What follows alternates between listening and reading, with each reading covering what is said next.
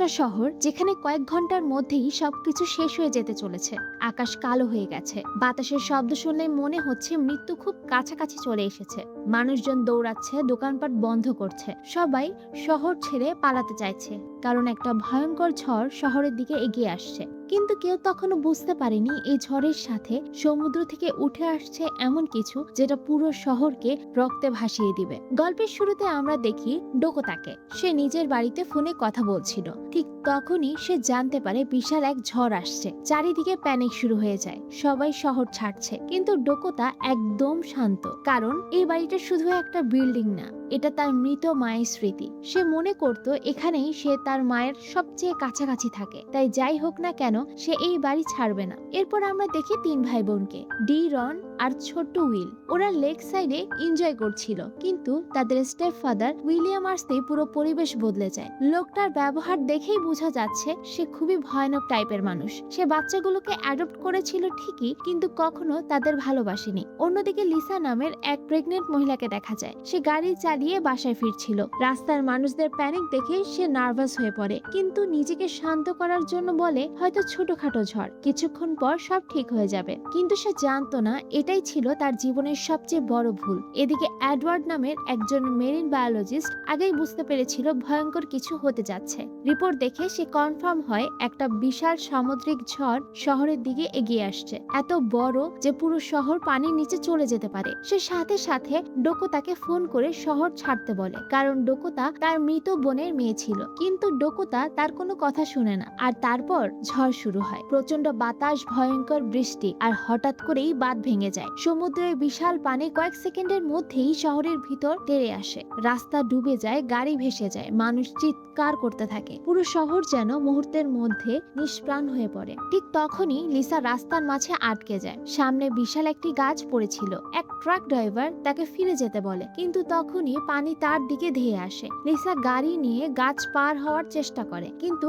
গাড়ি গিয়ে সরাসরি গাছের সাথে ক্র্যাশ করে। কয়েক সেকেন্ডের মধ্যে চারপাশ পানিতে ভরে যায়। কিন্তু আসল হরর তখন শুরু হয়নি। যে ট্রাকটাতে সে ক্র্যাশ করেছিল সেটার ভেতরে ছিল কাঁচা মাংস। সব মাংস পানিতে ছড়িয়ে পড়ে, আর রক্তের গন্ধ সমুদ্রের সবচেয়ে ভয়ঙ্কর শিকারীদের ডেকে আনে। ওদিকে উইলিয়াম আর তার স্ত্রী বেসমেন্টে বসে ড্রিঙ্ক করছিল। তারা ভেবেছিল তাদের বাড়ি সেফ, কিন্তু খুব দ্রুত বেসমেন্টের ভিতরেও পানি ঢুকে পড়ে। এদিকে টিভি রিপোর্টার্স খবরে বলে ঝড়ের পানির সাথে শার্কস শহরে ঢুকে পড়েছে। মানুষ প্রথমে এটা ফেক নিউজ ভেবেছিল, কিন্তু খুব দ্রুতই তারা বুঝতে পারে এটা সত্যি। পানি বাড়তেই থাকে। ডকোতার বাড়ির জানলা ভেঙে পানি ঢুকে পড়ে। হঠাৎ বাইরে ভয়ঙ্কর চিৎকার শোনা যায়, কিছু একটা একজন লোককে পানিতে টেনে নিয়ে গেছে। কিছু সেকেন্ড পর তার কাটা হাত পানির উপর ভেসে ওঠে, আর তারপর একটা জায়ান্ট শার্ক তাকে আবার পানির নিচে টেনে নেয়। ডকোতা নিজের চোখের সামনে পুরো সিনটা দেখে কমপ্লিটলি শকড হয়ে যায়। অন্যদিকে লিসার গাড়ির পাশে থাকা ট্রাক ড্রাইভার জ্ঞান ফিরে পায়। সে বের হওয়ার চেষ্টা করতেই একটা শার্ক সরাসরি তাকে ছিঁড়ে ফেলে।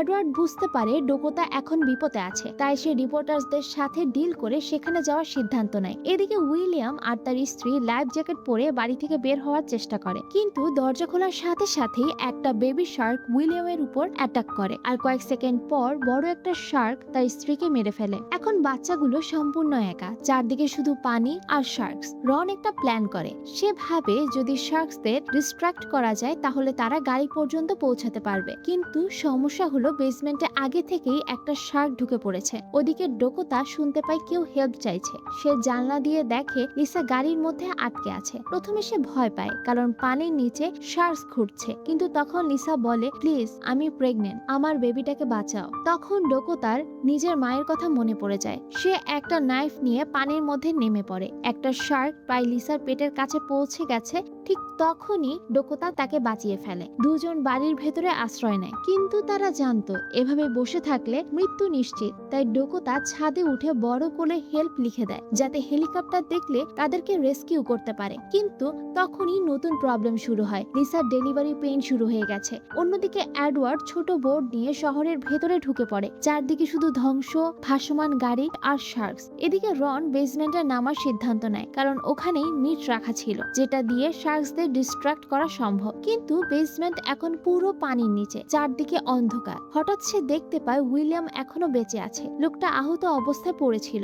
সে রনের কাছে সাহায্য চায়, কিন্তু তখনই রনের হাতে একটা লেটার পড়ে। সেখানে লেখা ছিল সরকার প্রতি মাসে এই বাচ্চাগুলোর জন্য টাকা পাঠাতো, কিন্তু উইলিয়াম সেই টাকা নিজের জন্য ব্যবহার করত। রন বুঝে যায় লোকটা কখনোই তাদের ফ্যামিলি ছিল না। ঠিক তখন পানির ভেতরে মুভমেন্ট শুরু হয়। শার্ক কয়েক সেকেন্ডের মধ্যে উইলিয়ামের দিকে এগিয়ে আসে। উইলিয়াম হেল্প চাইতে থাকে, কিন্তু এবার কেউ তাকে বাঁচাতে আসে না। শার্কটা সরাসরি তাকে পানির নিচে টেনে নেয়। রন কোনোভাবে উপরে ফিরে আসে। এদিকে ডোকোতা আর লিসার সিচুয়েশন আরো ডেঞ্জারাস হয়ে যায়। বাইরে ঝড় থামছে না আর পানির লেভেল বেড়েই চলেছে। ঠিক তখনই দূরে হেলিকপ্টারের শব্দ শোনা যায়। ডোকোতা ছাদে উঠে সিগন্যাল দিতে থাকে, কিন্তু হেলিকপ্টার তাদের দেখতে পায় না। এর মধ্যে একটা জায়ান্ট শার্ক বাড়ির দেয়ালে আঘাত করে। পুরো বাড়ি কেঁপে ওঠে। পানি ভেতরে ঢুকতে শুরু করে। ডোকোতা আর লিসা বুঝতে পারে এখানে থাকলে তারা মারা যাবে। অন্যদিকে এডওয়ার্ড অবশেষে তাদের বাড়ির কাছে পৌঁছে যায়। ঠিক তখনই জায়ান্ট শার্কটা বাড়ির ভেতরে ঢুকে পড়ে।